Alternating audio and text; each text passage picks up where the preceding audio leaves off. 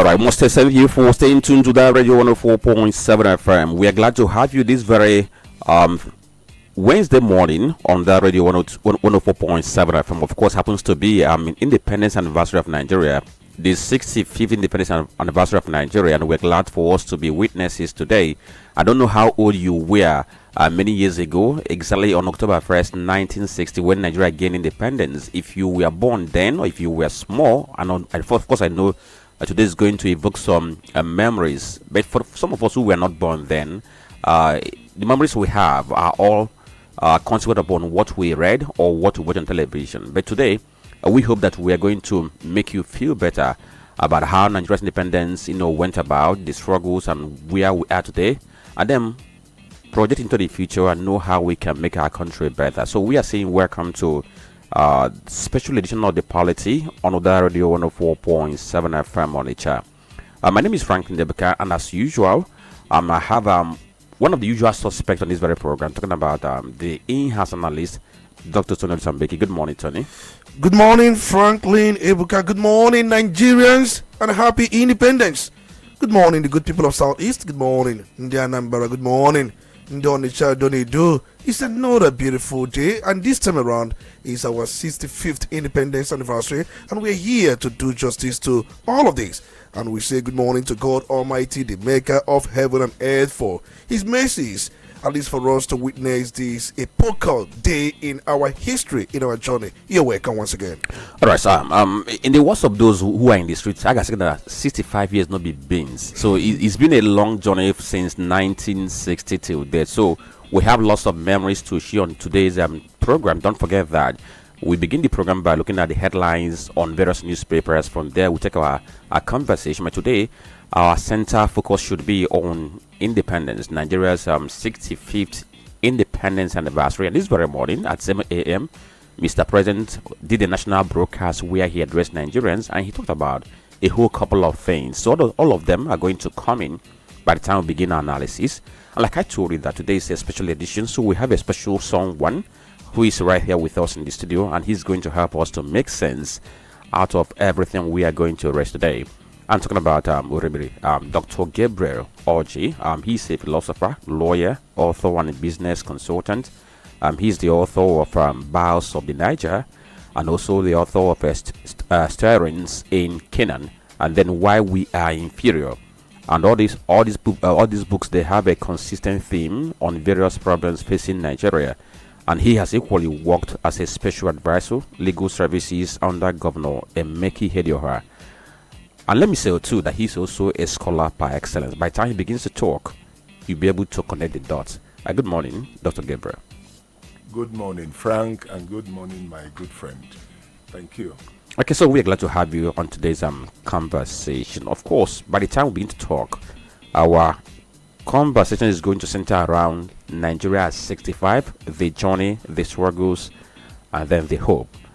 That's what we're going to focus more on our conversation today. By the way, you can go to our Facebook page, Udala Radio 104.7 FM, and get involved on this very conversation. We are live on that very page. You can watch the video and at the same time share anything you want to share with us on today's program. Drop the comments on that very page. On YouTube and Instagram, we are also live on these very social media platforms, Udala Radio.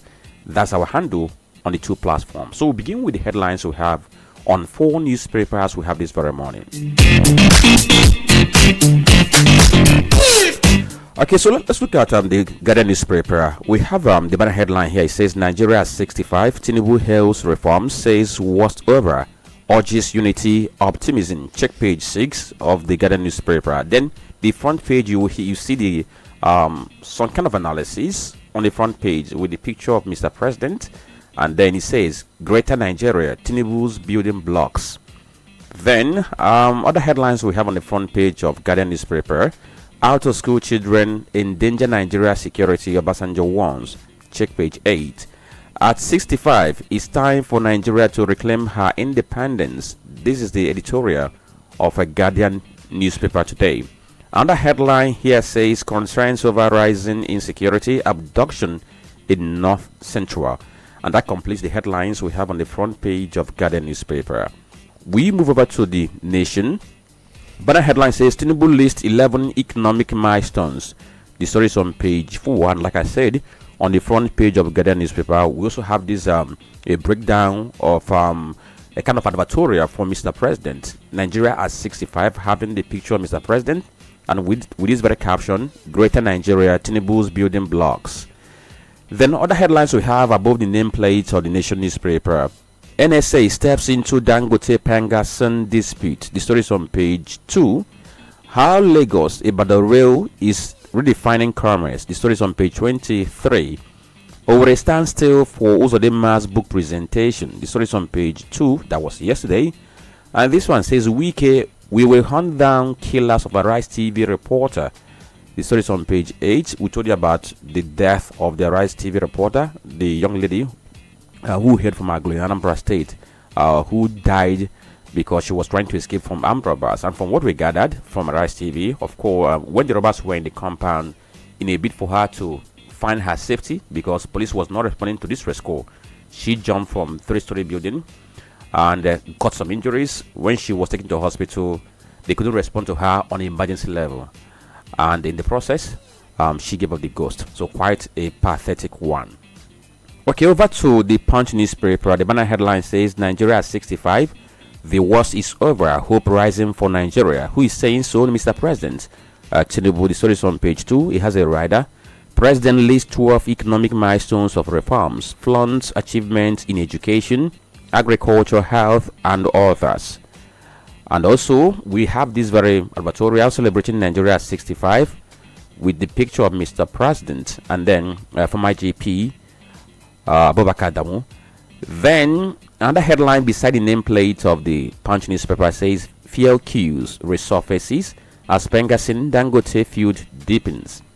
It's on page 4 and 7 of Punch newspaper. INEC DSS screens nominees, Council of State to meet. The story is on page 87 of a Punch newspaper. And we dash to the last paper we had this very morning, which is Vanguard newspaper. But the headline says Nigeria 65, the worst is over. We have turned a new corner. Tinubu. The story is on page 3. He has rider says all hands should be on deck for nation building. Notes economy on rebound with 4.23% GDP growth, $42 billion. And the last one says $42 billion reserves, lowest inflation in 3 years. And then this one says good governance. Igbo speaking people from 8 states honor Soludo. The story is on page 38 of Vanguard newspaper. So these are the headlines we have this very morning on the front pages of the 4 newspapers we have brought to you this very morning. And next will be for us to get into the analysis. But before then, we have a special production for you to listen to, because we want to make you feel nostalgic. We want to take you back to time so that you can recall some memories, and then when we are talking, you'll be able to connect to all the dots. You cross the I's and dot all the T's. Stay with us, we'll be right back.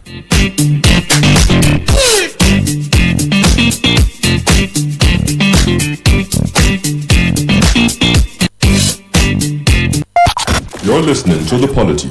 Get involved now.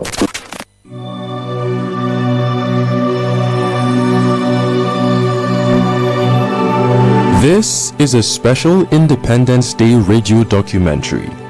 Nigeria, The Chapters of a Nation, 1960.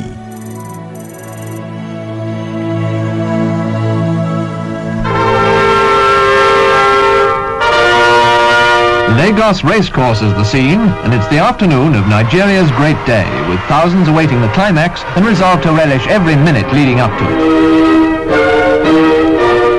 The Union flag flying for the last time.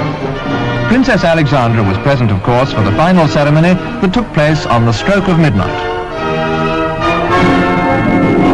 This was the dramatic takeover by the new nation's own green and white And so it began on October 1st, 1960. As midnight struck, the British Union flag was lowered and Nigeria's green-white-green was raised. Prime Minister Tafawa Balewa spoke of unity, hope and destiny. A nation was born. Political independence is totally inadequate if it is not accompanied by stability and the economic security. And if there is not genuine personal liberty with freedom to express one's views and to profess whatever faith one desires. But democracy was young, fragile, and beset with tension. The 1964 federal elections were marred by boycotts and violence. The Western region crisis, called Operation Wetie, lit up streets with flames of political rivalry. In January 1966, soldiers led by Major Kaduna Nzogo struck, ending Nigeria's first democratic experiment. Major Nzogo, can you please give me an account of the night of the coup in Kaduna? Well, it's rather something like the longest exercise was planned by the military college, which I command. We took our troops to the ground and taught them how to do night attacks. We didn't tell them what we were planning for, but at the end of the exercise we took them out and showed them various places where they were to stand, and thus remained in the theater. And then came the Civil War era, 1967 to 1970. General Yakubu Gowon became Nigeria's head of state in 1966 at just 32 years old, and his leadership was quickly tested when the Eastern region, under Lieutenant Colonel Odumegwu Ojukwu, declared the Republic of Biafra in 1967. Nigeria plunged into a brutal civil war. If civil war comes, and I do think it is imminent, you're quite right, it will for us be the price of freedom. Our people here have for a long time been prepared for this eventuality, and I am confident of their readiness. From 1967 to 1970, Nigeria went through its darkest chapters. When the war ended, General Yakubu Gowon somehow held Nigeria together, but the scars remained etched in memory. The tragic chapter of violence is just ended. We are at the dawn of national reconciliation. Once again, we have an opportunity to build a new nation. You will have heard that my government may seek the assistance of friendly foreign governments and bodies, especially in the provision of equipment to supplement our national effort.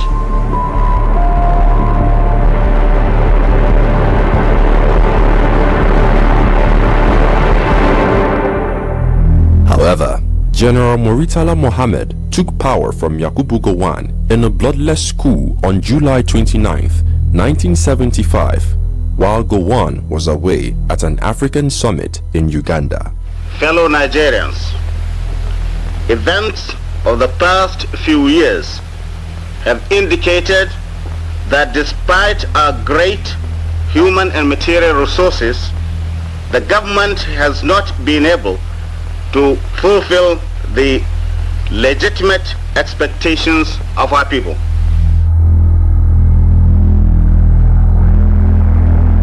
Military rule and Muritala's assassination, 1975 to 1976.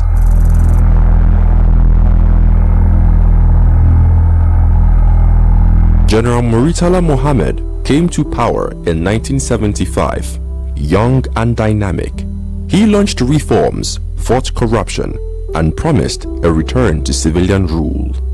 But in February 1976, just 6 months after assuming office, bullets cut him down on the streets of Lagos. His deputy, Olusegun Obasanjo, carried the torch and kept his word, handing power back to civilians in 1979.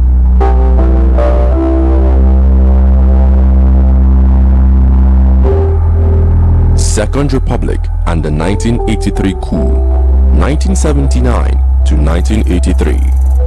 I, Sheikh Usman Aliyu Shagari, Do solemnly swear that I will be faithful and bear true allegiance to the Federal Republic of Nigeria, that as President of the Federal Republic of Nigeria, that as the President of the Federal Republic of Nigeria, I will discharge my duties to the best of my ability, faithfully, and in accordance with the Constitution.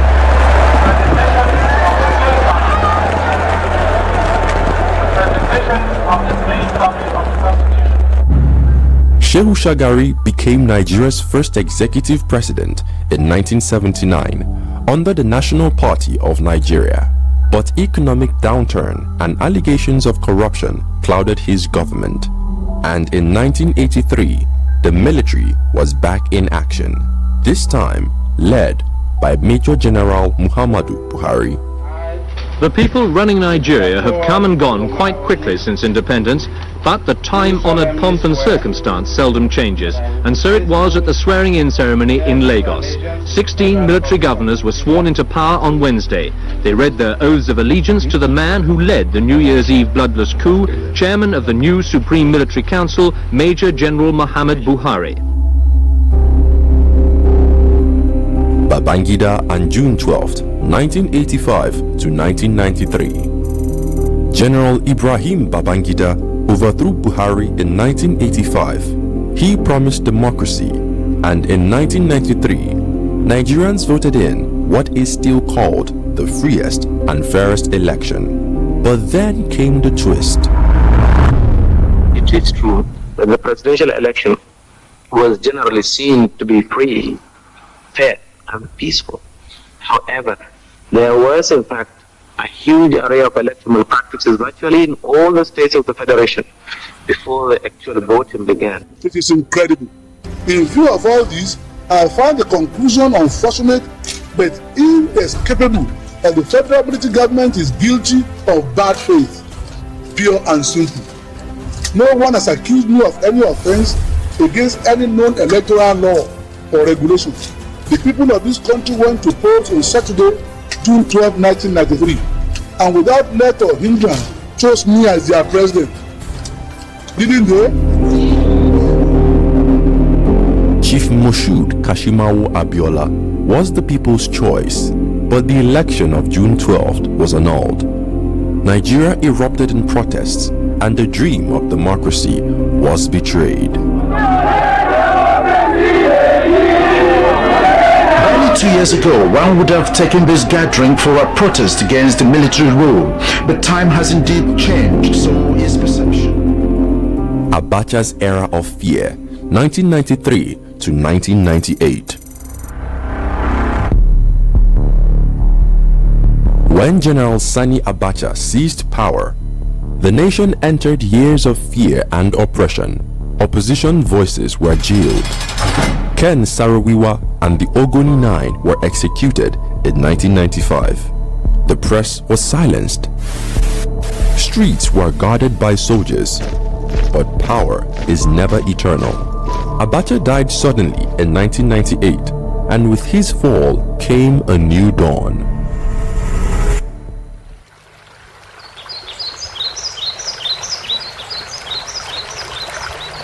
The return to democracy, 1999.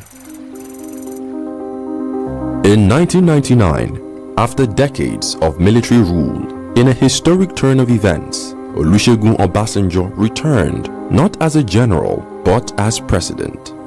I, Olusegun Obasanjo, do solemnly swear that I will be faithful. The Fourth Republic was born. Democracy, though imperfect, had come to stay. Since then, Transitions of power from Obasanjo to Yar'Adua, Jonathan and Buhari proved that Nigeria's democracy could survive. But politics remains a battlefield. The European Union Election Observation Mission in Nigeria has disclosed that at least 21 persons have lost their lives to electoral violence in the just concluded. Electoral violence, corruption, insecurity, and economic crisis continue to test Nigeria's soul. The EndSARS protest of 2020 showed a new generation demanding change. The elections of 2023 signal the hunger for accountability and progress. The journey is far from over.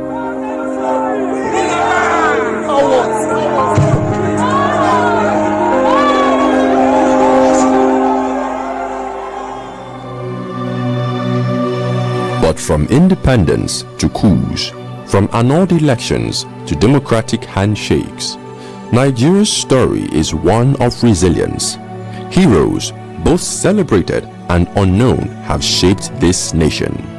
The journey has been long, and we must celebrate ourselves, regardless, as heroes of our own story. The road has been rough, but the spirit of Nigeria is us, the citizens. Our history reminds us we have stumbled, but we have not fallen. Happy Independence Day, Nigeria. From all of us at Udala Radio 104.7, the voice of the region. Seriously authentic.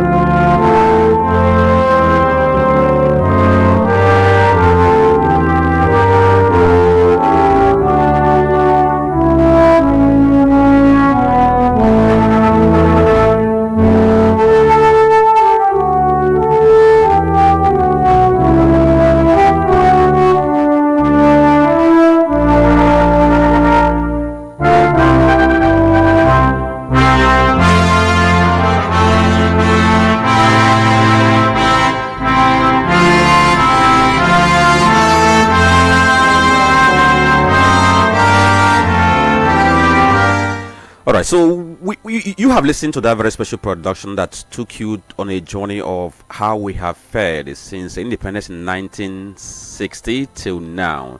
It was a chronicle of the event we have seen so far, how one government has handed over to one government, both all the military interregnum we have had.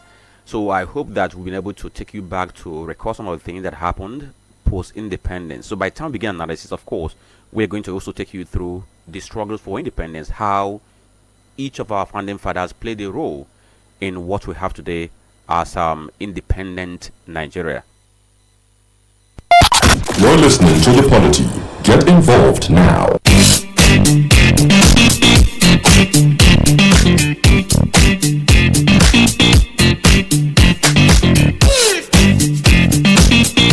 Okay, so thank you for staying tuned to that Radio 104.7 FM Onitsha. You are listening to the Polity Special Independence Edition. It's Nigeria's 65th Independence Anniversary, and we are here in our studios to bring you this special conversation on Nigeria's independence. My name is Franklin Ebuka. Like I told you before, that Dr. Olisa Mbeki is right here with us in the studio as the in-house analyst. And then we have a special guest this very morning, ORIMILI Dr. Gabriel Orji, who is a lawyer and also an accomplished author, a one-time special advisor to Governor of Imo State, Meki Hedioha, and he has done so many things. He's also a philosopher, like I said, that when we begin to talk, of course, we'll be able to hear from the horse's mouth. Okay, so, Doctor, I'm going to begin with you, Dr. Gabriel Orji. I want us to go back in time, try to recall. What can you recall about the activities, the struggles that gave rise to Nigeria's independence in 1960. You know, those things that we fought for, those things our forefathers did, all the efforts they made to become an independent nation in 1960. Thank you very much, Frank. I would like to look at your question a bit differently. Recalling what they have done, if you look at the amalgamation of the country from 1914, from that time it was, and everybody has said that it was a bad business, because you bring people from different cultures, different languages, without their consent, you can't match them together. So from there was in-house, people started to think differently. But one thing held us together, and that was independence, because we were under the strings or rule, the colonial power was actually there ruling us. So we really wanted independence. And some of the people over time who eventually, there were many constitutional conferences, many things that happened until people like Habat Makole, Nnamdi Azikiwe came on the saddle. And lately, at some point, Chief Obafemi Awolowo, and you had the Saduana of Sokoto. Like I said, you could see, even as we were edging towards independence, the North was always moving back, saying they weren't ready. They would always, independence could have been had in 1957 or 55, but they said, while we said we want it as soon as possible, now they said as soon as practicable. That was why it dragged till 1960. You could see also people like Saduana of Sokoto, who was the main man within the North. He didn't have faith in Nigeria at all. That was why his party, the NPC, had a motto: one North, one destiny. It wasn't a Nigerian party. And he told, when he was, he had the opportunity to rule Nigeria, he said he would rather rule over the North as a premier of the North than come to become the president of Nigeria. And he sent Tafawa Balewa. That will tell you the kind of things that the disposition of those. But I must say something. I must give the Southwest commendation, because at some point when Azikiwe was there, they showed some level of unity that was quite profound. Habat Makole left the seat. Azikiwe was able to ascend that seat and continued and had the opportunity to become the first premier of Western Nigeria. That showed a level of unity until the carpet crossing saga, which introduced a lot of tribalism in Nigerian policy. So it's a potpourri of many emotions and that day. But thank God, finally, the urge to get out of colonial clause was able to make all of them to secure independence, for which I'm very proud of them. Many parts of the world didn't have it that easy. Thank you. Okay, so we are having this very conversation on the topic, Nigeria at 65, the journey, the struggles, the hope. Now, to you, Dr. Tony, on that same question, what you can recall about that struggle for independence, because from the point that Dr. Gabriel came from, you could see that people from diverse backgrounds, from the western part of Nigeria, from the northern part of Nigeria, from the eastern part of Nigeria, they had a way of fighting for one common thing of interest to them. Whether they agree on the process, or rather, whether they agree on the format or not, becomes immaterial, but they were able to come together and fight for something common. And eventually in 1960, that was achieved. So what experience or actions can you recall that gave birth to Nigeria's independence, which we can say is quite remarkable? I guess, just like Doc said, quite a lot of things happened in this very struggle, but we must also understand that during the struggle, Nigeria opted for consultation, negotiation, and probably constitutional reforms as against the issue of revolutions and what have you. So that was the path we adopted, and it paid off, no doubt. But I must state this: we are many Nigerians that played one role or the other. We can go on to talk about the Azikiwes, the Herbert Macaulay, and at the same time Awolowo of late, when he later joined the struggle. But it was a struggle started mainly by Herbert Macaulay. But when he left the scene, Zik continued where Herbert Macaulay stopped. And you remember the formation of Zikist movement. That was the radical wing of the struggle. But we saw how at a point Zik was so diplomatic, how he distanced himself when it was inevitable that it was going to be more like a revolution, which would have, caused collateral damages. But as the time went on, that was the first group that was proscribed in this country. Of late we hear proscription, that this group has been proscribed, this has been proscribed. The first that was proscribed was the Zikist movement. And we saw young Nigerians in their early 20s, early 30s, middle 20s. They were so much patriotic and nationalistic in their endeavors. And we saw, just like Doc said, the colonial experiment was a bad business. From the amalgamation of 1914 by Lord Lugard, when he brought the capital, because capital used to be in Calabar, somewhere in Calabar, and then he brought the capital back to Lagos, and the indirect rule system he introduced. And then if you go back, you find out the unequal business of the day, how they concentrated quite a lot. In fact, their rule was exploitative. They were so much concerned about railways and seaports for exports. They were not concerned about development as it were in other climes. So their concern was to extract those materials we have in this country, take them to their empire for their own good. So they cared about those roads that will help them or assist them in those exports. They cared about the railway, they cared about the seaports. They were so much concerned about the palm oil, the groundnut, and then the other things, the other cash crops. So it was a bad business, and Britain brought everything bad in Nigeria. When we talk about rigging, when we talk about manipulation, when we're talking about inhuman treatment, human rights violation, there is never anything they did not do in this country.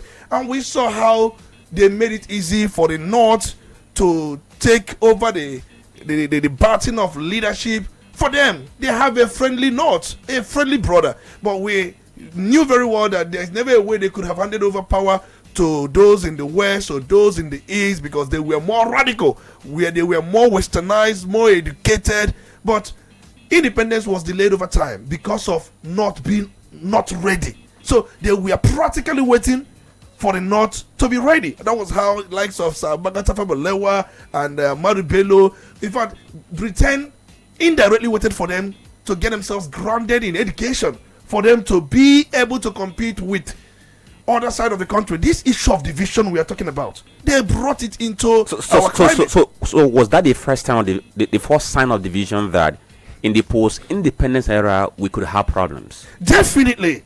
Remember, they allow political parties to be formed in a way that it will be tied to regions.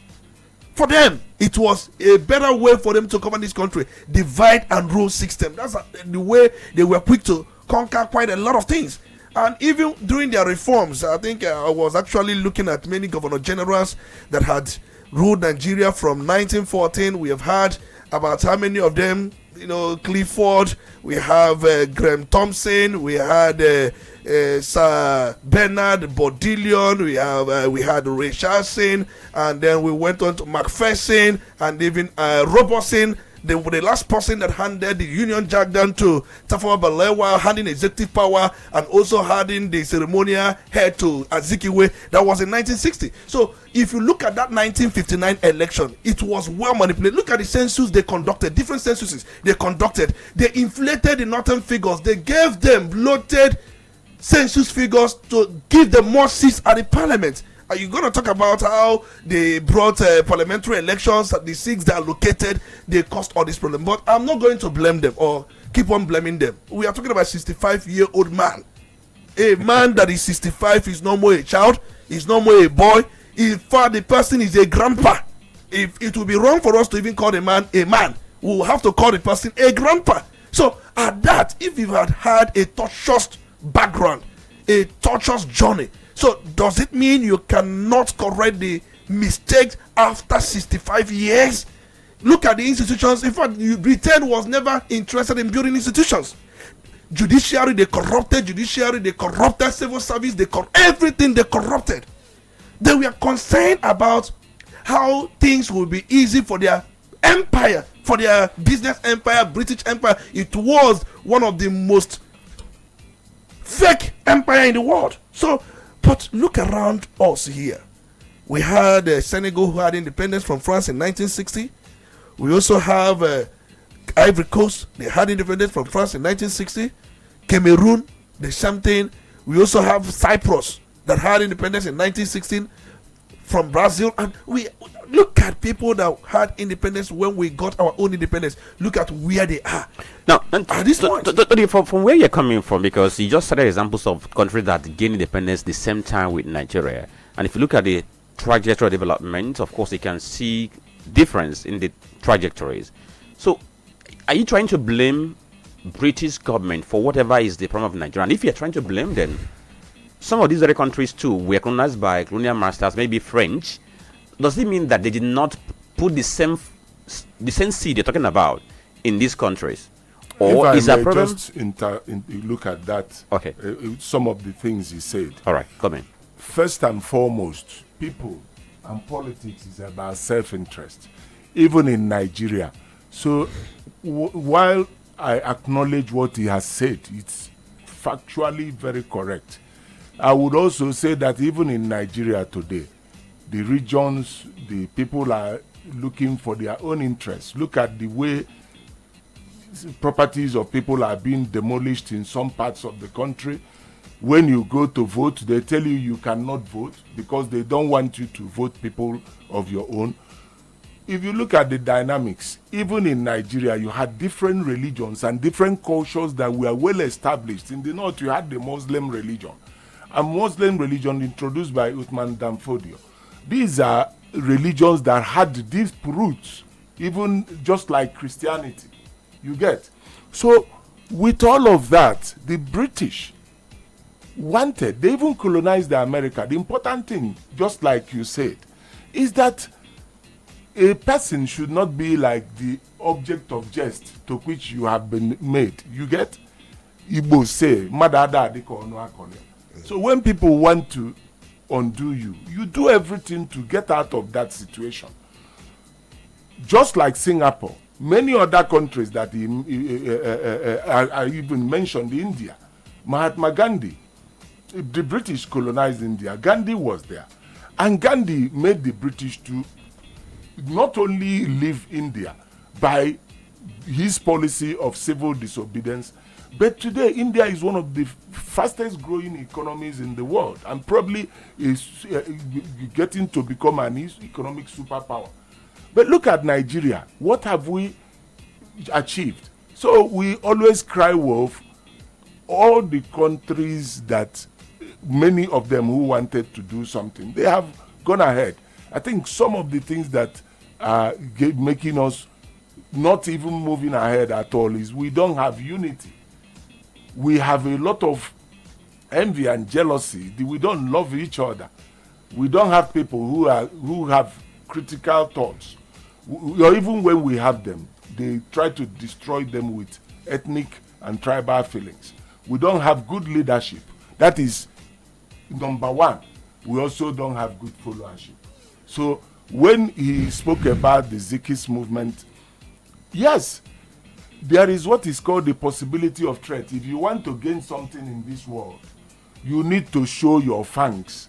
You need to show that you can bite.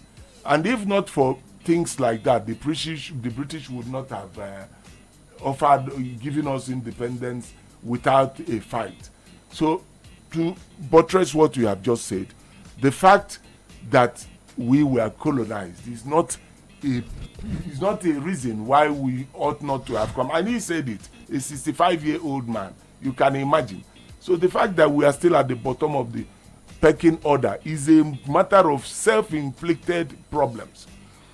From that 1960, just like he put it that way, The British wanted the North because the North, that's Machiavelli for you, would not give them issues to take what they want out of Nigeria. Fantastic. But how were we responding to that? By the time of independence, Igbos had the highest number of commissioned officers in the army. We had some of the finest doctors. Achabe wrote in his book, The Trouble with Nigeria, that by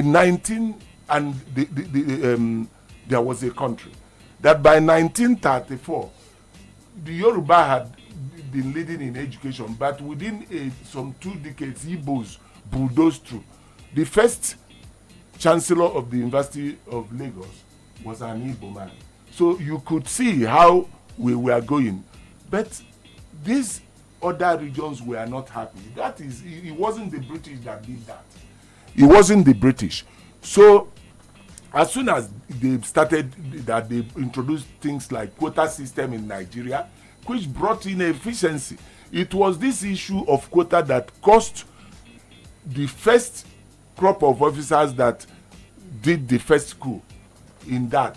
Even after the coup, people in the north were happy because they understood that Nigeria was sinking. How could you have an Igbo officer, very qualified, he will be told to score 95 in order to get into the army, and somebody from the north will be told to get 16%, and sometimes he will not even have 1% and he will be put into the army. These were the things that, so that tribalism that brought in quota system, all of that, if you look at it, even with JAMB and every other thing, it's still happening in Nigeria. So the fact that we were colonized is not reason enough for us to be at the bottom of the pecking order. Corruption. When the British left, we adopted their manner of living. Rather than look at Indonesia, go there, go to countries that want to make something of themselves. They eschew some of these things and they don't want to, but we adopted that classy high, not knowing that we come from a very poor situation, that we need to run faster. So that is my take on this. So are you saying that we got independence on a wrong footing? Let me be frank with you. I do not believe that. It is tribalism, stricto sensu. In some of the climes where people, because whether we like it or not, Azikiwe was at the forefront after Macaulay died of the push for independence. But when independence came, like he said, because of the machinations of the British, because of the tampering with the population census and everything, they pushed the North up for getting that power. That was how Zik lost out from becoming the first prime minister. So we got it wrong because there was a system that supported incompetence. A system that supported someone like Zik. If he had become the first prime minister of the country, he would have. Zik was an accomplice. He was the chairman. He owned a bank. This bank that was somewhere. What is the name of that bank? Beautiful bank. Zik was the owner of the West African Pilot. Zik was a businessman, a property developer, working with the late Sir Louis Odumegwu Ojukwu to do a lot of things, just like Peter Obi. And you leave this gentleman to go and give the position of prime minister to a teacher. Not that a teacher would not have done fantastically, but the truth remains that you see something that could work, and you leave it. That's what tribalism. So they use religion, they use a lot of other things to eschew and dislocate our progress. Okay, Tony, you want to add something? I think I want to just add and expand it. You know, why things happened the way they happened was as a result of what Britain wanted. In fact, the civil war we had, many never knew that Britain was behind that civil war.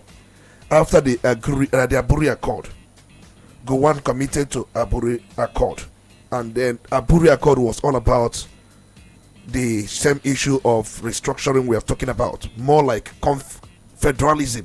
But Britain intervened and told Gowon, if you commit to this, it's totally all over.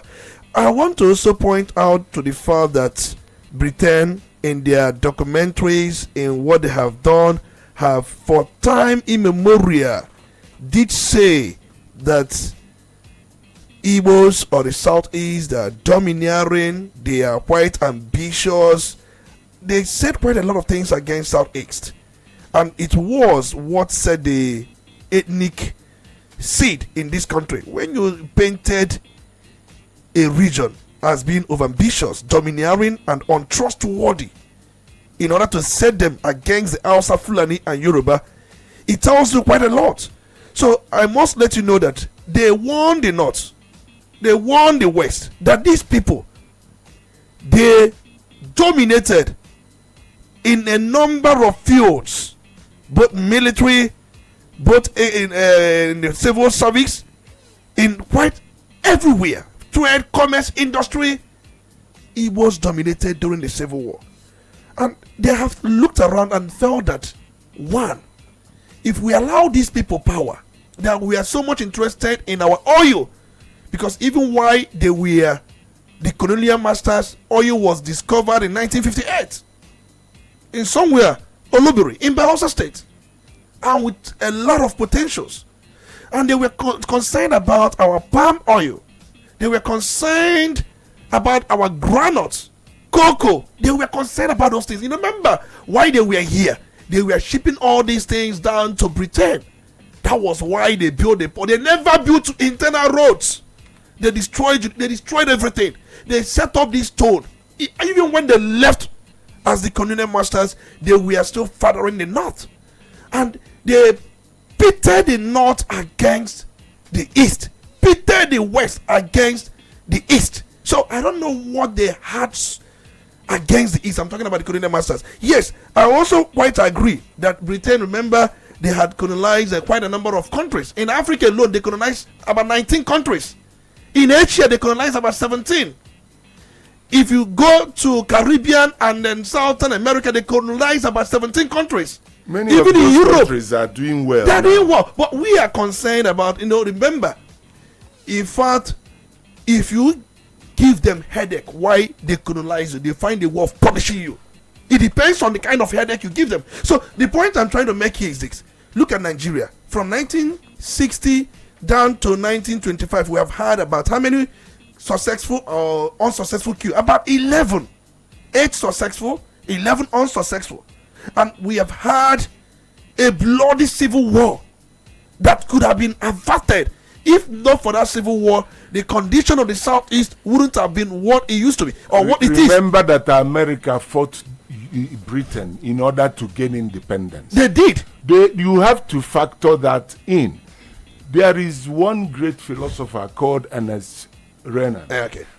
He's a great man. He said if a nation has to go forward, they need to forget many things that divide them. Even Pius Adesami, the man that died of plane crash, is a Yoruba man. In his very seminal article he wrote, he said, Nigerians, who are you? So much as I agree with you on the causes, I also say that we have a responsibility. We did. Whether Britain is this or that. Right. You appreciate what Mahatma Gandhi did to them in India. So the fault should go to us. That is just the truth. No matter if that fault should be. Yeah, exactly. Yeah, I agree. The point is, I'm just trying to lay the background to what is going on now. I'm not saying that we are going to continue to blame Britain. That's not what I'm saying. There is disunity in Nigeria. Absolutely. No matter how you look at it. And looking at a cord, if you break a cord and then you try to tighten it back, would it be the same the way it were before? It will not be. See, we are broken in this country, there's no doubt. And we are trying to, successive leaders, they have not implemented policies that will fix Nigeria. I agree. They have not. And they only come to power from their regional perspective. Okay, so let's check this very direction a bit, because we've been able to talk about where we are coming from, in as much as we have not exhausted everything completely. Now, so far, 65 years of independence, and if we begin to do analysis of how far we have gone, of course, we have plenty of things to talk about, whether in the area of education, the economy, or politics. can you say that we have made appreciable progress 65 years after we became the bosses of our own? Let me tell you, when the stream or river gets muddled from the head, the tail becomes nonsense. From 1979, that is when the new democratic culture started. We don't have what is called an autochthonous constitution. Autochthonous means we wrote it by ourselves. That constitution was midwifed by Obasanjo, who appointed people, what midwifed by Obasanjo, who appointed people who wrote that constitution or gave it as though that it was written by Nigerians. So you find things like the Land Use Act, which granted ownership of land, absolute ownership to the state. The governor is the trustee, he has everything, and so many other things. That is why all the time people are talking about constitutional reforms, because from beginning it is not a constitution that we wrote for ourselves. And that constitution, it is the way government, Plato said it, power, people who want to enjoy power, the law in fact serves the purposes of the rich. So from that moment we all got it wrong. Look at Alex Kweme. He, for example, was instrumental to the forming of the PDP.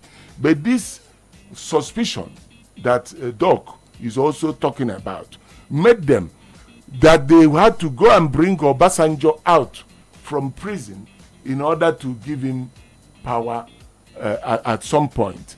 So from that 1979 till date, we've never had a real someone or any policy that has been geared towards making Nigeria a great nation.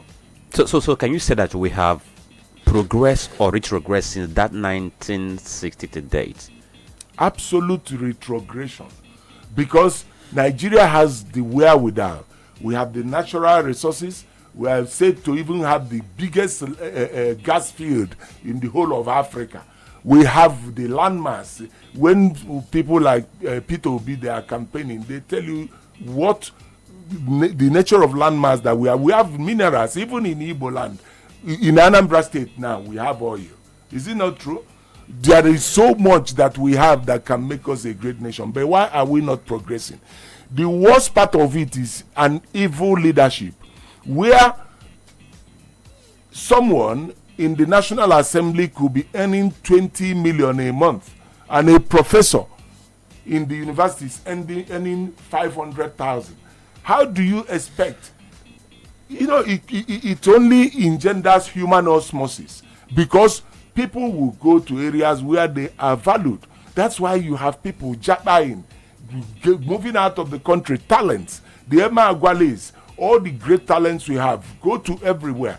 Because the people, that's exactly what I'm saying. The political class is just interested in taking everything for themselves. So how do you expect any type of growth or exceptionalism here? It won't happen. Okay, so Tony, do you agree with him that we have retrogressed? We have. There's no doubt. We have retrogressed so badly. Where do we begin? Corruption was not the way it were in 1960. In fact, it has expanded. Corruption has grandfather, grandmother, everything about it. It was better off in 1960, but we have really added feathers as far as corruption is concerned in Nigeria. You're going to talk about ethnic and religious division. It has expanded. Would you call that progression or retrogression? Is in fact retrogression. Division where a particular region cannot be anything in this country because of suspicion. Even when Britain, we agreed, they sowed the seed, but they never knew it will grow to a big Iroko as we have currently. Are you going to talk about insecurity? It was not like this in 1960. Exactly. Insecurity has expanded. Can you travel to Lagos by road or to Kaduna by road and come back? Insecurity, we've never had it so worst. Are you going to talk about weak institutions? Just like I said earlier on, Britain left bad institutions to us, no doubt. The corruption we are seeing in judiciary, the corruption we are seeing in civil service, the corruption we are seeing in public services, in our security agencies, everywhere. That was the seed Britain sowed. But the truth is, it has expanded the way they left it.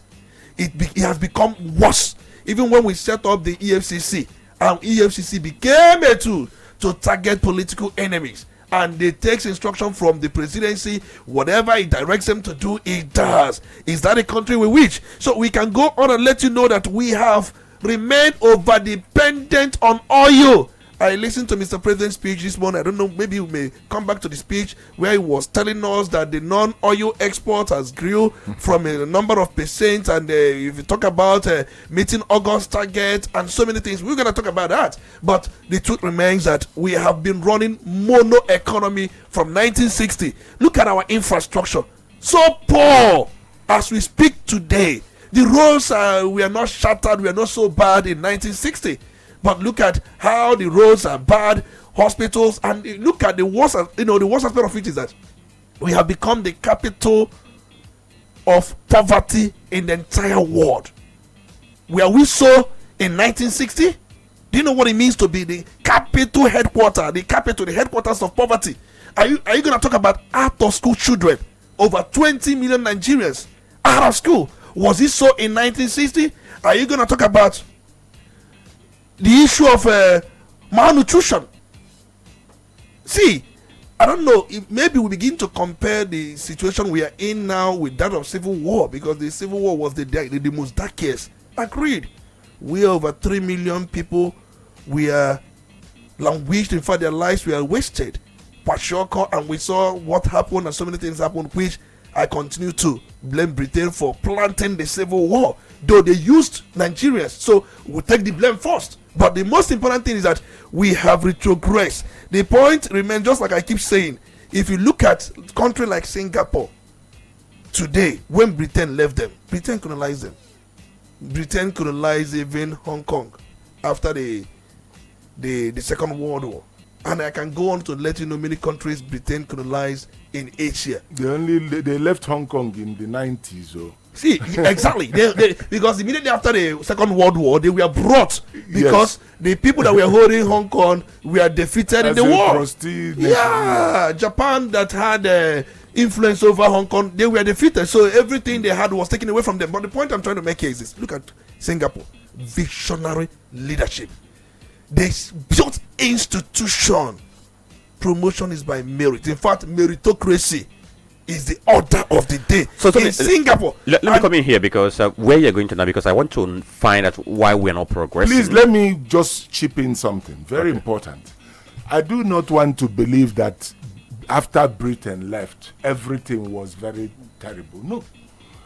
By the time Emma Barra was the premier of Eastern Nigeria, Eastern Nigeria was at just the fastest growing economy in the world. It is the truth. So the point is, when you have visionary leadership and many other regions, that was when you had the granite pyramids in the north. These things didn't happen when the British was there. I totally agree with him, but I'm saying that we have a responsibility, and because some of these men who were part of independence were visionary enough, they were able to thrive, notwithstanding what the British did. That is my take. Okay. So I continue to say that. All right. For the point you're coming from, because you talked about that, okay, there was a point in time when Nigeria was thriving under a good leadership. So the question now will be, why are we not progressing?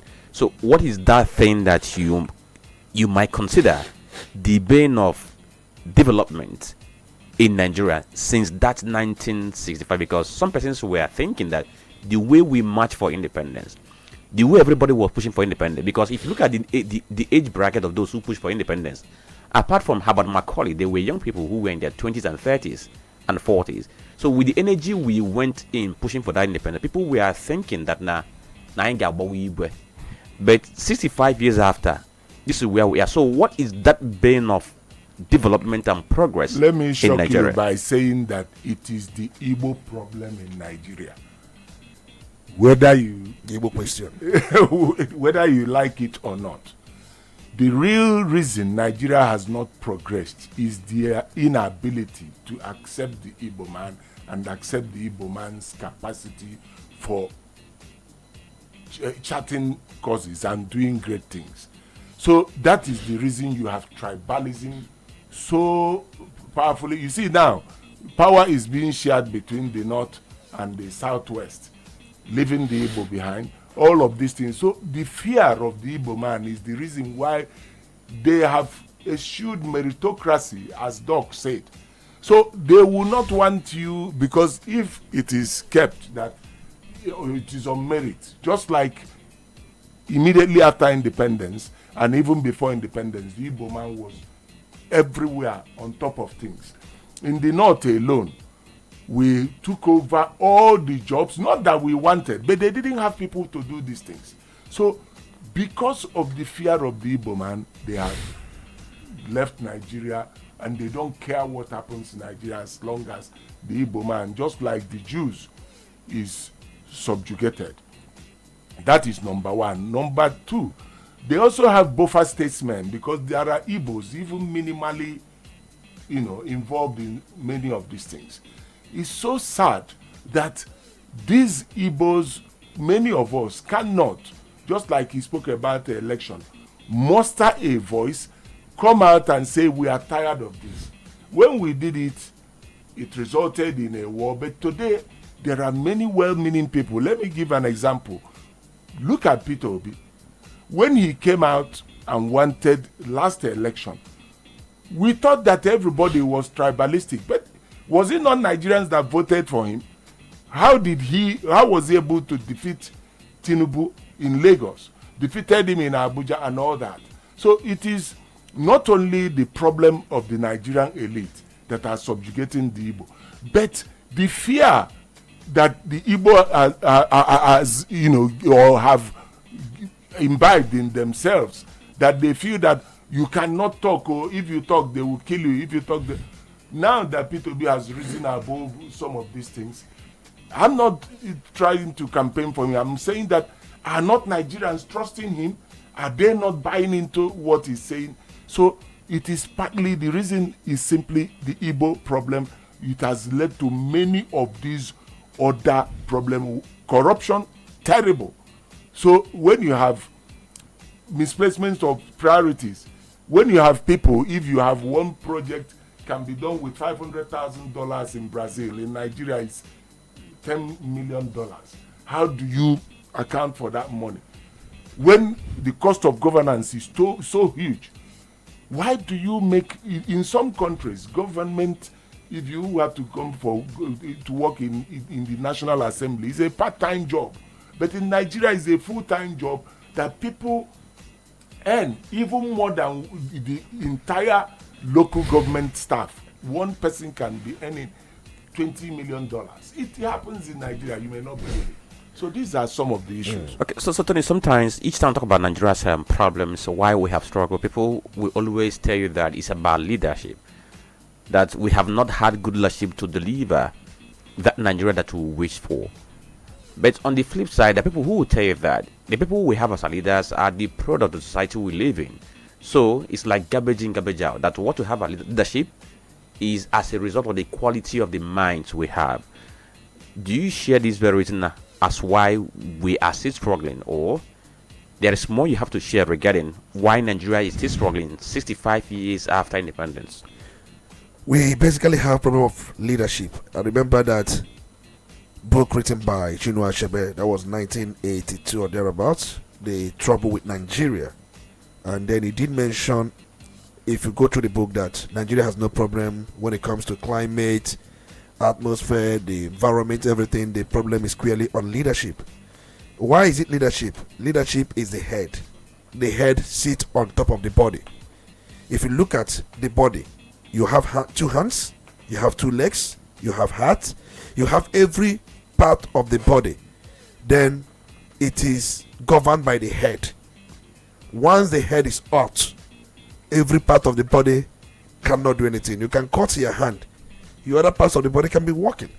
But once the head is cut off, definitely there will be a problem. And then Mr. President in his speech this morning said that we have made appreciable progress. That in maybe let me try to underpin this, because it's not that we have not had anything good since 1960. Because if I say so, it means that I'm not being fair. I remember there was a time there was this argument over our per capita income. In 1960, it was said that our income per capita was $93. But as we speak today, we are told it's about $1,430.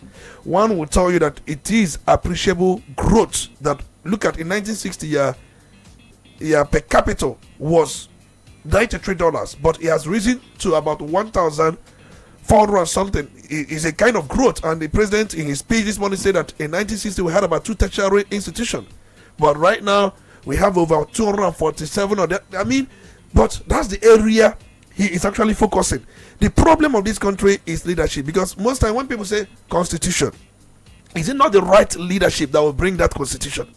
When people say we have corruption as a problem, is it not the right leadership that will fight corruption? When people say we have insecurity as a problem, is it not the right leadership that will fight insecurity? When people say that we have poor infrastructure, is it not the right leadership that will fight against those infrastructure? Since 1960 to date, look at electricity as we speak today, has been a problem. A country that cannot fix electricity in 65 years. Are we going to still blame Britain for it? Look at some of these African countries colonized by France, colonized by Britain. Many of them have been able to fix the electricity problem to a greater extent. We are worse off. We are worse off. So are we going to continue to blame these people? The point remains, just like Doc said, we have shown meritocracy and believe in morapoism. Morapoism in the sense that even when we know you are not going to do this, you don't have the capacity. We put you there because of where you are coming from, not because you have the capacity to render that or to get that in done. And that is why we are where we are. And then we have promoted greed amongst us. We have promoted opportunism amongst us. And these are things that thrive. We don't even have national values. Do we have any? Because if you have one, our leaders will look up to them and see the values they exude, the values they exercise, and they try to inculcate that in the followers. Because if you tell the followers anything, they will ask you, are you doing that?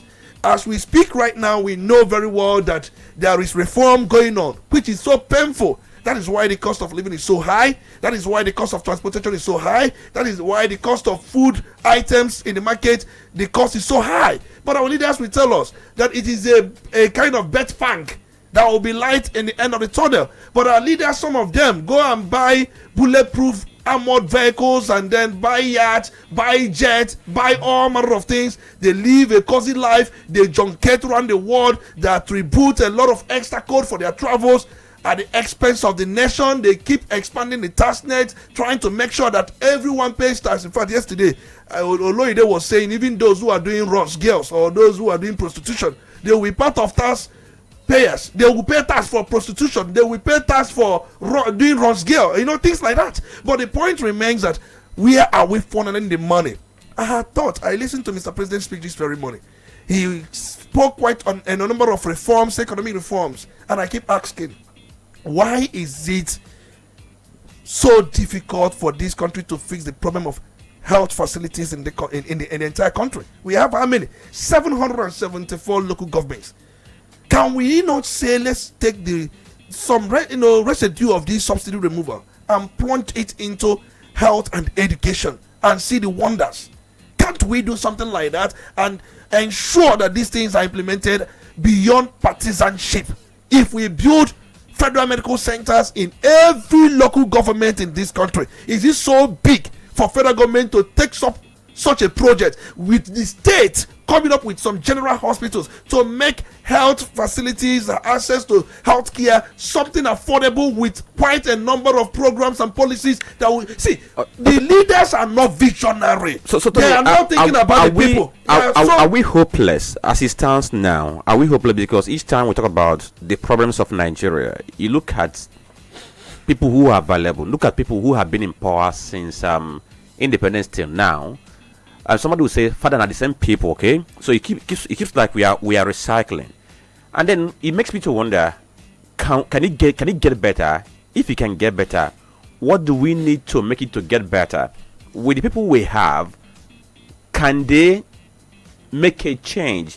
Can they drive a paradigm shift where we can become a country that to be reckoned with once again in the Committee of Nations? After this very break, we'll talk about how do we reorganize Nigeria for us to make progress, because at this point in time, like you said, at 65 years old, and if you fail to take care of your health, what comes now is so much depreciation, and the next thing is the inevitable. The truth remains that just like I have pointed out earlier on, Nigeria is passing through hemorrhagic ailments. We have both diabetes, we have cancer, we every ailment you think of, we have it. So if you want to say, let's begin by stages. Do we treat cancer? Do we treat arthritis? Do we treat but the point remains that the least or the closest we've come was in 2014. Many Nigerians, many people, they came together, they surveyed this problem, and they saw all this problem during that confab Jonathan instituted. Many of them came up with a map. Remember, just like you said, we must have a Tony, hold on, because at this point, I think we have to go and look for the physician who is going to cure Nigeria of the ailment. So let's go for commercial break. We'll be right back.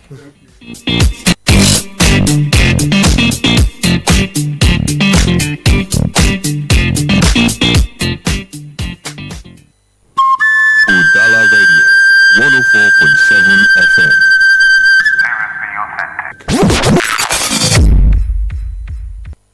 Quality bread, Wendy's bread, for your family breakfast. Wendy's bread, Obachi Chande Dosialo. Wendy's bread, Mama Papa they like Wendy's bread, Naki Chande Nyandu. Wendy's bread, even children they like Wendy's bread, Wendy's bread, Ninja. Wendy's bread, get it better, tasty, we go sweet your belly. Wendy's bread, Wendy's your Obachi Chama. Wendy's bread, Wendy's bread, your tasty bread. You can contact us on our official address, 2nd Business Park, Enugu Road, GRA, beside Misha, Anambra State. We also have another branch at St. Michael Plaza at Tandy Road. Also contact us on 070-1149-1571. Wendy's bread, your tasty bread. Wendy's bread. Udala Radio, 104.7 FM. Seriously authentic. You're listening to The Polity. Get involved now.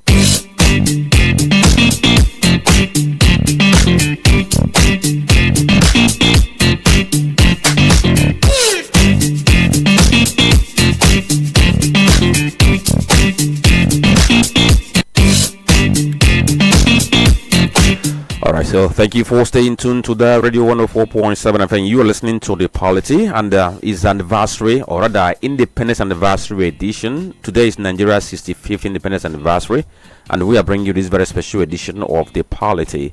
My name is Franklin Ebuka, and I have Dr. Olisa Mbeki with me here. Likewise, Dr. Gabriel Orji, who is a philosopher and a lawyer. He happens to be an author and also a business consultant. Two of them have been making sense out of all we have been saying this very morning. We are live on our Facebook page, Udala Radio 104.7. If you can get to that very if drop your comments, we're going to acknowledge that. And we've been looking at Nigeria at 65, the journey, the struggles, the hope. This has been the center of our conversation this very morning. And before the break, I was asking about the solution, because Tony said Nigeria is suffering from hydra-headed diseases. And we're asking for who is going to be the physician, who is going to cure Nigeria of that very ailment. What is that very thing that we can get right? And then Nigeria will be on the cusp of recovery and on the verge of recovering those things we have lost in the years of locust. Dr. Orji. Yes, just like we have always said about leadership, what we need to understand is how do we get the right leadership? When the leadership has failed, when it has fallen like a pack of cards, what do you do? Let me use the example of Nepal. Recently, the people had to come out to tell the leaders that you are there for us. We elected you. You are our servant. Not you saw them. Even I think the prime minister had to use a helicopter. They had to evacuate him with a helicopter. He saw the people's power. So I do not believe that bad followership is a terrible thing also. So when leadership is so bad, look at what happened in Ghana at some point. Jerry Rawlings came in. I'm not advocating for a bloody coup or this, but there's what is called electoral revolution. When we have that electoral revolution, but look at an institution like INEC. The Nigerian situation is so bad that even after people have come out to vote, you do not see the electoral body reflecting the wishes of the people. So they will just make nonsense of that. So to get that right leadership, you need some type of revolution, whether an intense revolution or through electoral revolution.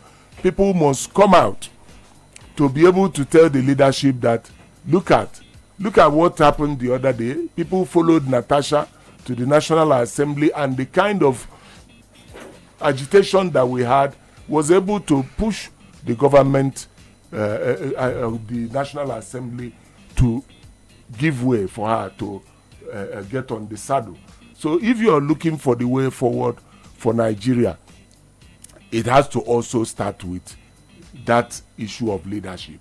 How do we have credible elections? How can we get the right person so that the government of the day does not have the ability to manipulate elections? So that is why I was also talking about the constitution. A constitution that makes something like that electoral body like INEC independent of the executive. Because how can a government, a president, appoint an electoral chairman and you expect that that electoral chairman will be playing the tune of another?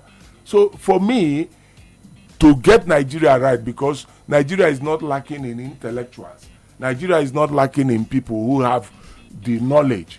What Nigeria lacks is the ability to dethrone this present crop of very corrupt, evil, greedy leadership. So to do that, we need some kind of revolution. And then the revolution must inculcate electoral reforms so that every other thing you do can be implemented. He mentioned the Constitutional Conference, the CONFAB. All those things, they are in the cooler somewhere because the leaders don't want them implemented. And just like he said, so when we have it right with the elections, every other thing will go. All right. So Tony, he said when we have it right with the elections, everything will go. And for you talked about leadership being the problem of Nigeria. And in my head, I'm thinking of, okay, how do we make it happen based on the present structure we have? And it seems like a tall order because, like he said, the president will still appoint the INEC chairman in an election that he's going to be part of. And then you talk about leadership who have that they have not been able to deliver. But how do you push them out of the system? It appears to be like a tall order because already they have the wherewithal, they have the resources. So the young people you expect to do something, of course, they are looking for what to feed themselves and their families with. In that very case, they have to go to the person who dictates the tune or who calls the tune. Now, I talked about the age bracket of those early nationalists. They were mostly young men who were in their 30s and in their 40s. No, when they became active in the struggle for Nigeria, and I'm talking about between 1930 and 1960. Now, look at the person of Nnamdi Azikiwe, born 1904. As of the time he returned from US to Nigeria, that was in 1930s. Yes. He was in his late 20s. Yeah. You know, when he became a nationalist voice through journalism.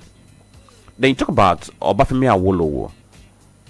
When he formed Action Group in 1951, he was in his 30s. He talked about Amadu Bello. When he entered politics in 1940, he was in his 30s too. So at independence, he was 50 years. The only oldest person there was Herbert Macaulay, who was already in his late 60s and 70s when he was doing the things he did, and he was able to mentor the younger ones who were able to take off from where he left. Now, come to the present time we have. Since the people who have led us backward have refused to leave, is there anything the younger generation can do and be able to dislodge them, or be able to find their way into the mainstream of politics so that they can drive that reform we're talking about? I think we have to revisit that confirmed report for us to make a headway.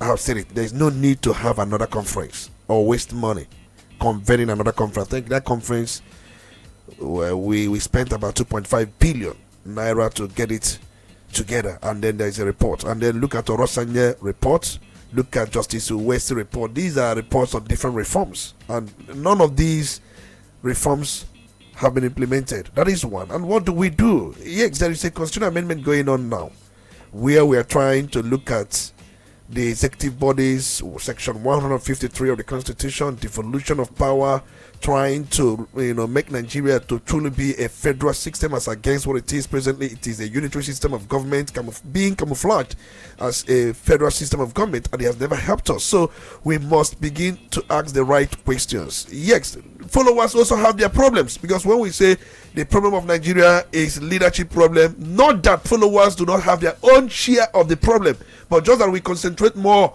on the side that has more problem. So that is one. So going further, and I'm also saying this, I won't sit down here and say that President Tinubu is not doing anything. At least he has done one or two things that we can also commend. What are those things? If you look at one or two things he has done, at least from the National Bureau of Statistics, though they may not be as impactful as we are looking at, but we can't just feign ignorance that nothing is being done. But for the fact that we have a growth in GDP, at least from 4.23% is something. But is it impactful? Is it really affecting the cost of living? Because I have always maintained here, whatever plan we do in this country, we must target households, cost of living. These things are critical, especially when you are dealing with the people. On the other part of the leadership, how do we enthrone a system where there is no corruption? How do we enthrone strong institutions? This constitutional amendment cannot give us all this. We need to have or revisit the confirmed report. We must give states more power to take on. They are talking about state police, local government. Tony, who is going to do all this you're talking about? You ask who is going to do all this. The National Assembly. Even if we have, sorry, you're talking about National Assembly populated by who? That is the most important thing. If the president, remember, the National Assembly is an appendage of Mr. President. It's a political appendage. If the president, so what I'm asking is, how do we dislodge this present contraction we have as leadership? Let me first say that I'm sorry to say it, but that is the truth. I kept asking Tony, what is it that our president has done? I don't want to sound cynical, but look at rice was at worst 30,000 when he took over. Everything that we have in this country has gone up. You cannot even travel from here to Oka and not pay like 3 or 2,000. These things used to cost an average of 400 cost of living naira. That's why I'm asking, what is that particular thing he has done? Okay. Absolutely nothing. I will tell you. I will tell you what he has done. I would like to know. Okay. The only thing I would say that he did that one can point to is that he brought about the reform of the local government system. That is, he acted and got a law that validated the autonomy of the local government system. But yet, let me ask, even in this Anambra state, even Soludo, all of them have violated it. So what is the essence of having it on paper is not being done? Okay. The cost of living is still terribly high. So now you spoke about the fact that in 1960, the per capita was $93. For crying out loud, you ask yourself, how much could $93 buy at that time? So let me please, I'm being distracted. So what I'm saying is, by 1970, up to 1974, my father bought a 504 franc. My father bought a 504 station wagon for 6,000 naira. Today, 6,000 is what I used to buy meat pie and bread and butter. Do you get? So what I'm trying to tell you is that the value of $93 in 1960 is so impactful than the value of $1,400 per capita. And let me also tell you, when you use per capita, it's an issue of average. When you bring the money that Dangote has, which is like 20 billion, you add it up and divide it amongst Nigerians to get your per capita, isn't it? Exactly. So the truth is that the average Nigerian that you are ascribing per capita of 1,400 or whatever to, many of them don't earn as much as $10 or even 20 a month.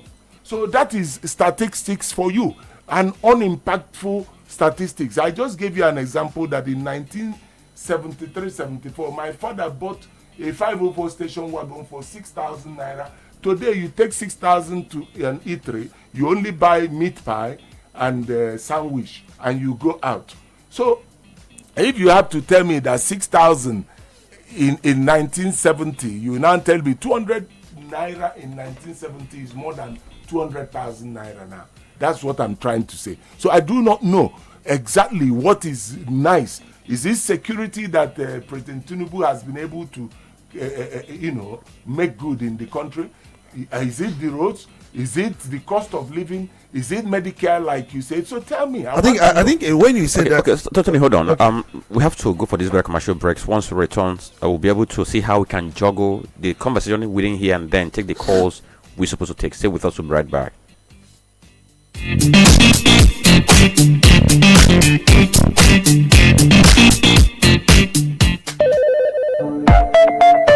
Udala Radio 104.7 FM.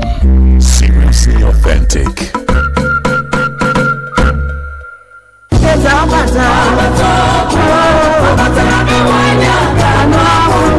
People of Ukpo and the entire Anambra State, get ready for a life-changing apostolic invasion. It's Ukpo Citywide Crusade, powered by Ukpo Christian Association, with the Restoration Apostle Johnson Suleiman, live in Anambra State. A divine awakening for signs and wonders. Come and witness the mighty miracles of God in a prophetic atmosphere like never before. Ukpo Citywide Crusade. Theme: the Lord, He is God. It will also feature anointed songs ministrations by Ambassador Chinyere Udoma and Minister Adrian Alex. The date is Tuesday, 28th of October at 4 p.m. and Wednesday, 29th of October 2025 at 8 a.m. and 4 p.m. And it will be happening live at Walter Eze Memorial Secondary School Field, former Boys Secondary School, opposite All Saints Anglican Church, Ukpo Dunukofia Local Government Area of Anambra State. For inquiries, call 0903-952-1048 or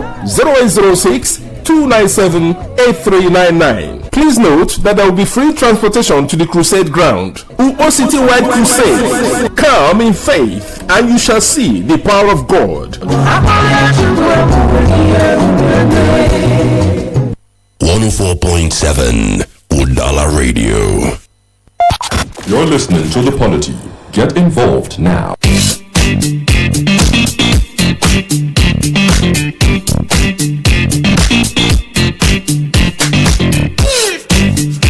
Okay, thank you for staying tuned to the Radio 104.7 FM. You're listening to The Polity.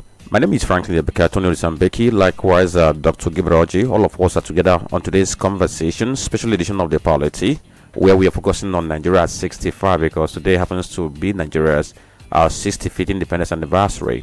So we're going to go to the phone lines to take your calls. Please do well to make your contribution within 1 minute. 0803-221-6973 or 0803-827-6694. Don't forget, we also live on our Facebook page. Hello, good morning. Good morning, Franklin. Yes, good morning. Thank you for calling. Good morning, my speaker, Olisa Mbeki. You're welcome. The guest in the house. Good morning to you. Yes, go on. Yes, let me take support. Thank you, guest in the house. I forgot his name. This man is a very wonderful man. The way he is speaking shows that he knows about Nigeria very well. Thank you, sir, for educating us. Olisa Mbeki, I thank you to your own analysis. But I want to say, what this young man have just said have been everything about political sphere of Nigeria. You see, when people start seeing some group of people as a threat, like I have said it before, if you can remember, I said that Nigeria can never move forward if they continue to treat Igbo people the way they are treating Igbo people, marginalizing them. There can never be progress in Nigeria, because you know why? God created Igbo people in a very special way, and they know it. These white people know it too. And they went and they placed the northerners and used them to milk Nigeria. And I'm telling you today, you see every time any president will be running to London. They are still ruling Nigeria. UK are still ruling Nigeria up to today. Take it from me or not. But I want to tell the people of Nigeria, it's high time we take our country back. It's high time we take our country back with our food. Look at what happened during the last election. We know quite well it's not a easy thing that people won that election. But because of the maneuvering and all this nonsense they did, they proclaimed him the president. Now, see what we are going through. Now he has left governance of Nigeria, talking about 2027. And I want to tell you, all right, that'll be all. Let me round up, please. If we see God the way we are going, I'm telling you, he's coming back. But I'm asking everyone to bring out their vote and see that we change Nigeria. Thank you and God bless you. All right, okay. Thank you for calling. Don't forget, please, you have 1 minute for you to make your submission. The phone lines are there for you. 0803-221-6973 or 0803-827-6694. Good morning. Hello, good morning. Yes, good morning. Your name? Yeah, Emeka speaking from Onitsha. Emeka, your voice is very faint. What happened? I'm shouting, Emeka speaking from Onitsha. Okay, go on. Let's see how we... You see, let's be true to ourselves. Why other parts of the world are moving for this? Because most of the things are telling themselves too. Can you pick anything our president speech this morning about the future of this country called Nigeria? Me, I have picked nothing. They just come and read newspaper for us. We have picked nothing. This present government have no headway and has not achieved anything. What we need is we should start preparing for next election to vote good senators and federal house officers and vote the right people before our prayer will start to work. If not so, we are deceiving ourselves with prayer. Thank you so much. Okay, thank you, Emeka, for joining the conversation. Okay, let's see who we have here. Hello, good morning. Okay, 0803-221-6973 or 0803-827-6694. Good morning. Hello. Okay. Hello, good morning. How you doing? Yes, good morning. Yeah, Dr. Olisa Mbeki, wonderful morning to you. You're welcome. It's good to have you. Yeah, everybody in the studio agreed to as well. I've written his name, sorry. Yeah, Dr. Gabriel Orji. Dr. Gabriel, good morning. Good morning to you. Yeah, thank you. Voice of Wisdom Stark from Asaba. Okay, go on. Yeah. You know, it is so sad that a country like Nigeria that is supposed to be the leader of other African nations, because Nigeria is the giant of Africa, and it's 65. Just like Tony said, Nigeria is no longer a man, but a grandfather. But he also said that that country is passing through the kind of stage they're passing through today. Every year by year, we keep on diminishing instead of developing. We keep on going down the drill. You talk about the level of unemployment. You talk about the level of out-of-school children. You talk about the level of, inflation, insecurity, poverty. All is happening in Nigeria. And this is a country that has the richest black man in the world. This is a country that has the richest, politicians in the world. But the citizens are passing through a very hard time. That's when you realize that because the kind of madness we see in government is something that many of us never expected. Because I can remember many years ago, should I say sometime in 2021 or 2022, a person like Babangida came out and was laughing. I was saying that, his own government is even better than the government of APC. You understand? This is the kind of thing we've been seeing. After talking about that one, you go to tribalism. You talk about how the people from a particular region are being discriminated. If you are not, if you are Igbo, if you are Ijo, if you are Ibibio, if you are Ishikiri, if you are Edo, you can never ascend to any higher reasonable position in this country. All right, Wizzy, that will be all. You need to be Hausa or you need to be Yoruba. Before it's going to be reason.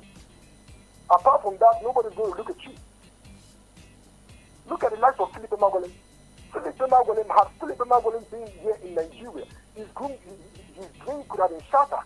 His drink could have been battered. He could have been bookered. But Philip Magolin is selling right now because he's not in the country. Many Nigerians today are selling because they're not in Nigeria. Because if they were in Nigeria, their drinks could have been sold in Bukobu, waiting to be bookered. And this is what has been going on. All right. Thank you. Thank you for calling. All of these things keeps on making the country to go down the trail.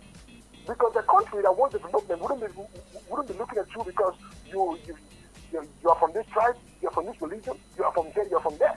You should be looking at your mindset, what you have to deliver. All right. Thank you. Thank you, Wizzy. Thank you for calling. Of course, we have learned a new word that somebody can be booked. All right. Thank you for creating that very one this very morning. Hello. Good morning.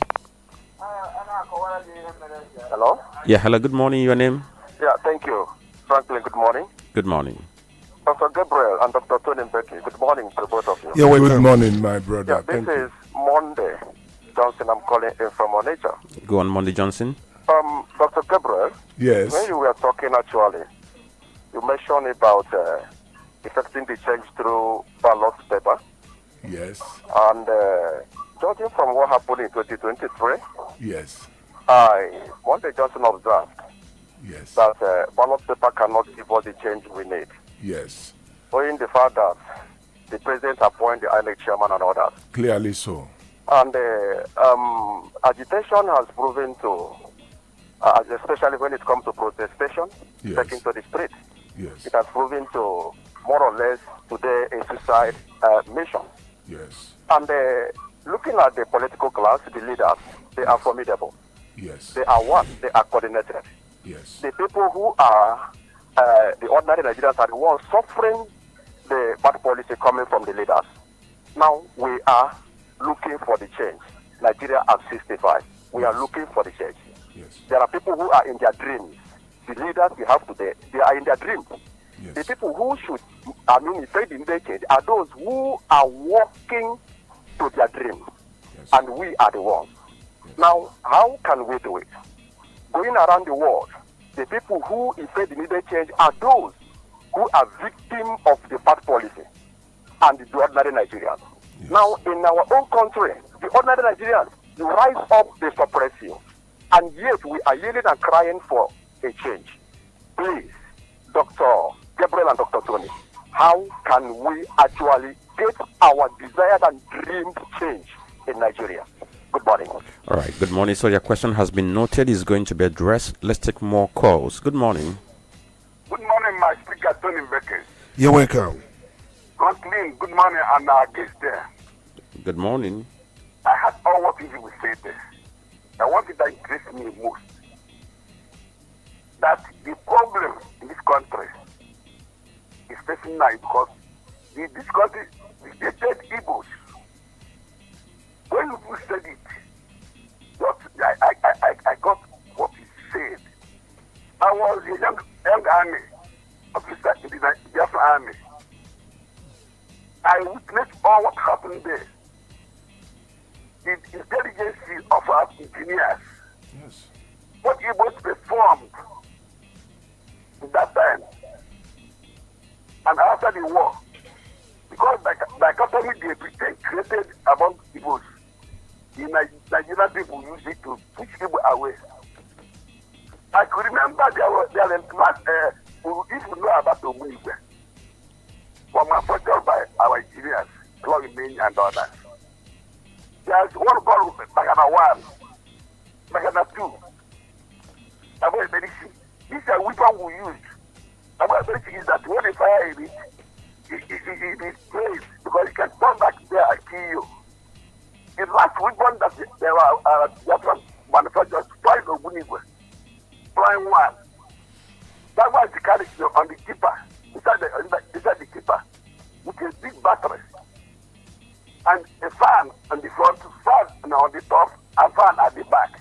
Yes. When they got that weapon, they use back and put it near to the front. And when they switch it on, it moves like a jet. And any place the team landed, the soldiers, everything that is there is clear them. We use it in Saudi. Okay. All right. You should be rounding off. I'm in the division that was lost, SD, commanded by Dog from New here. This is our commander, brigade, division commander there. So Odu gave him all what he wants, the best thing to fight this war. So I witnessed all these things under the SD. Basically, the people would have moved to Ole. All right. All right. Okay. Thank you. We love the history you're giving us, but of course, we have to manage our time. Thank you for understanding. Hello. Good morning. Good morning, Franklin. Good morning. Your name? And good morning, Doctor. Yeah. Good morning, Dr. Olisa Mbeki. You're welcome. It's good to have you. And our guest in the studio. Very good morning to you all. Good morning, too. Thank you very much. Talking of the Nigerian Act 65, just as you people have rightly said, there is no progress at all. There is nothing to write home about. And one thing is that Nigerian leaders are unpatriotic. They are there for themselves, just a massive wealth. This primitive accumulation started after the Fourth Republic. We saw the people who are there, not for the progress of this country. Corruption is everywhere. And Nigerians are suffering. Then the tribalism also is there, favoritism and tribalism. In a country where there is tribal sentiment, you don't expect any progress here. And that is why every time we talk of war against corruption, you see the lopsidedness in it. Different laws for different people. And also we are working on a very wrong foundation. Our constitution. I had Tony Mbeki talking of the good leaders. Yes, if you talk of the good leaders, it is law that tell people what to do. It is good law that makes good leaders. Because you can't put something on nothing and expect it to stand. So we need the law, very strong law in this country, All right. for us to navigate for the progress of this country. But without a very good law, we continue where we are. And that is why our problem will never, because anytime we talk of good law, the people's law, the people's own law, and not what has been enforced on us. But then you see people kicking against it. All right. So we need a very strong law. All right. Thank you. The law, we need it in this country. Our constitution is our grandmother, and that is what we want. All right. Thank you. Thank you for calling. Hello. Good morning. Hello, good morning, Franklin. Yes. Good morning. Your name? Good morning, your name? I'm Okonkwo Franklin Ebuka. Okay, Mr. Reginald, I can hear myself in your house. Okay, let me put it off. Okay, quickly, please. I'm to the guests in the studio, the two doctors. They can hear you. Just go ahead. Okay. This is what I'm saying. This program today, I mean, it could have extended it to 1 hour so that most Nigerians who are calling can say their views, I suppose, because what we are seeing and what we are just witnessing in the present dispensation is not something to write home about. Based on those people, the so-called people who are just to go there and represent us. So there was one thing Doug said when he was starting, which was the notion of the Saduana of so one north, one destiny or something of that nature. Yes. So those inclinations were being gathered when these people are writing, when they were sent for constituent assembly. Those things are supposed to be out that time so that it can be corrected. Because it seems we are just following these people. They are just using our brain. I'm talking of we, the South Easterners. We are just using our brain to do whatever that is being done in Nigeria. Because behind every suspect that may come on this very Nigeria, an Igbo man must be there. So what I'm saying in essence is this. What are those people who are representing us? What are they doing there? Every hand is being set on those people who are representing us there as elected people. What are they doing there? What impact have they created? I mean, to create a name for themselves. So that whenever it is being quoted that it is when they were there, they'll just be boasting on what they have just done. So I'm just channeling this into those people who are just representing us from federal house.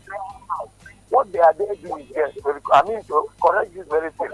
It is being speculated that it is democracy, but doing their own way. There's selfish advertisement. So what I'm saying is this at a time like this, when we are saying we are celebrating 65 years of whatever, enough opportunities to give to people so that we can air our views and point our cooking fingers on those people who are there, because they are there doing nothing, enjoying a lot of quantum of money. All right, thank you. Thank you. Thank you for your input. Of course, this very program is going to run an extra 15 minutes because we need to accommodate more people. So it's going to run to 11:15. So I have to take in your buy-in, Dr. Orji, for you to accommodate us. Hello, good morning. Hello? Yes, good morning. Good morning. Good morning. Can you hear me? Yes, we can hear you very well. Oh, that's it. Good morning, house. Good You're morning. welcome. Good morning. Good morning. You're welcome. Good morning, sir. Other friends there. Yeah. It's so annoying sometimes to talk about where we are today and where we are coming from. This should have been a nostalgic period for most Nigerians, especially the up-and-coming ones. Unfortunately, it's a period filled with rage and disharmony and wishing that things would have been better as it should be. It's a beautiful country that God has given us. I remember when we did independence celebration. I was just a bit older than I'm just a bit older than our independence anniversary. But it was fun. There was this white woman that came and we were all looking at her as if she fell from the moon. It was good. We didn't talk about, we keep saying, oh, the colonialists, they colonized us. They colonized. So we must have at the back of our mind, every time we talk of it, we are not the only country that was colonized by Britain. There are many, India, downwards, even in Africa here. They have gone well ahead of us. Assuming, okay, they colonized us 60. Does it mean at 60 we should remember where they left us? Or even gone down beyond where they left us? We are not being stressed ourselves. I kept saying it. We are living in absolute self-denial. What we can do, we fold our hands. And we keep waiting, let it be there. Like a house where you keep there. You come and watch the place. You come back to watch the place. Why are we doing that? When we are doing kleptomania is the order of the day? Nepotism is there. It wasn't like this before, was it? Look at, we had institutions before now. During Shagari time, for example, it was good. Obama and Co, they were all the ablest members, all of them. Nigeria was better. We had institutions. We had judiciary. We were sending our judges all over Africa. If I had one in Europe, in the house, yeah. Alliance was the man's name. All over. Our military went to Congo. Our lawyers were sent everywhere. Our doctors, the same thing. People came from US, Ghana, all over to attend our institutions, tertiary institutions. Now, where what happened? Is it the colonial master that put it there?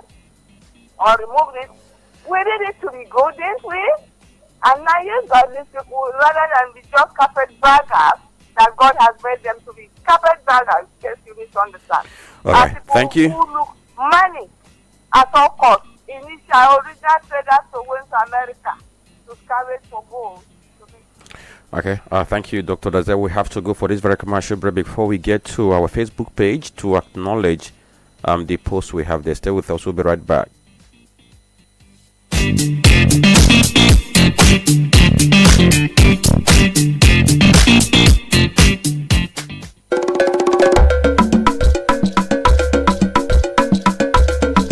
Udala Radio 104.7 FM.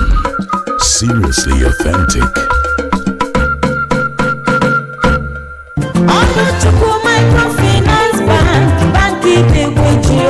Oluchukwu Microfinance Bank, Banki Maramba.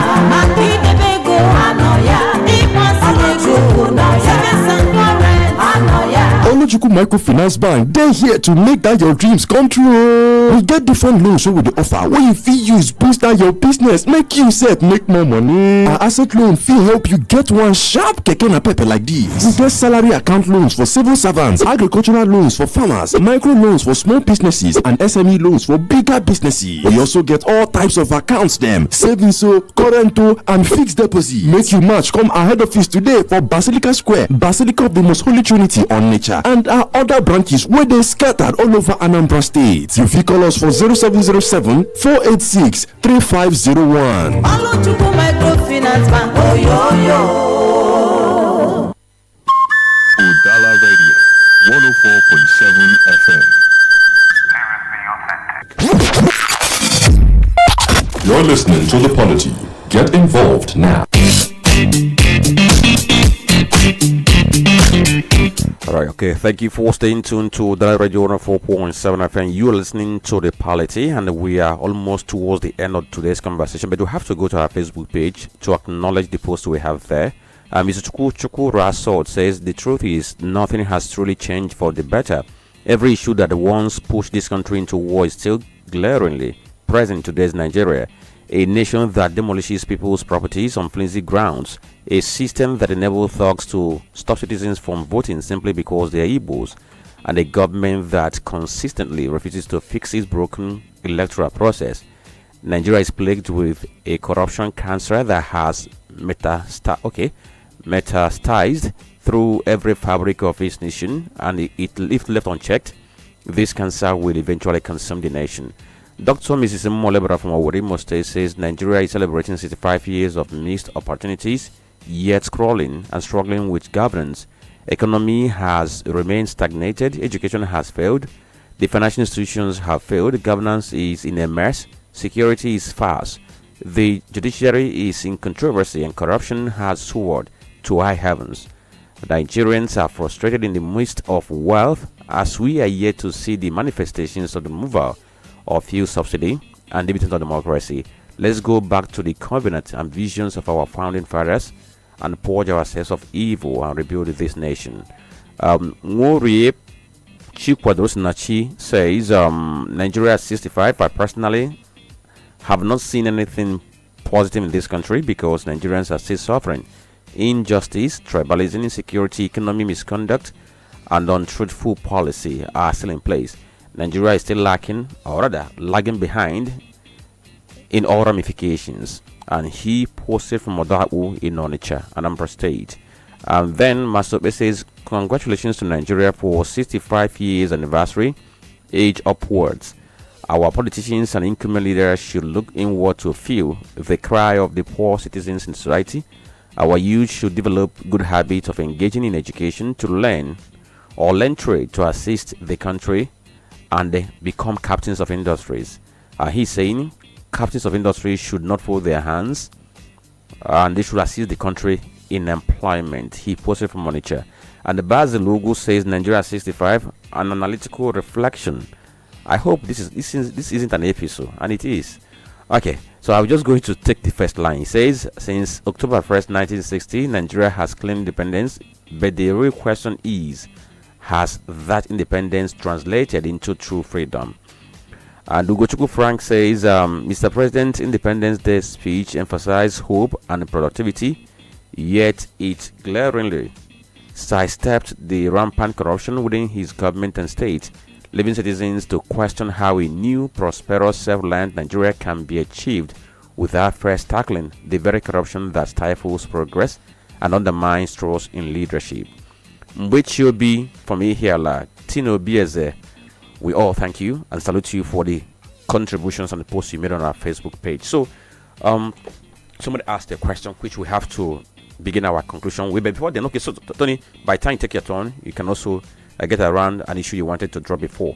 Somebody asked a question regarding how can we get our desired change? Monday Johnson that asked you a question, Dr. Gabriel, he said, we have tried this, we have tried that. So what do we now do at this point in time? I always say that once there is hope, there is a way. Obama wrote a book called The Audacity of Hope. When you lose hope, you've lost everything. So I believe sincerely, someone like me, I'm very passionate, and I know that someday, what happened in Nepal the other day, it was not instigated. The French Revolution, that's why I say, if leadership, if the head doesn't take time, the leg will start leading it.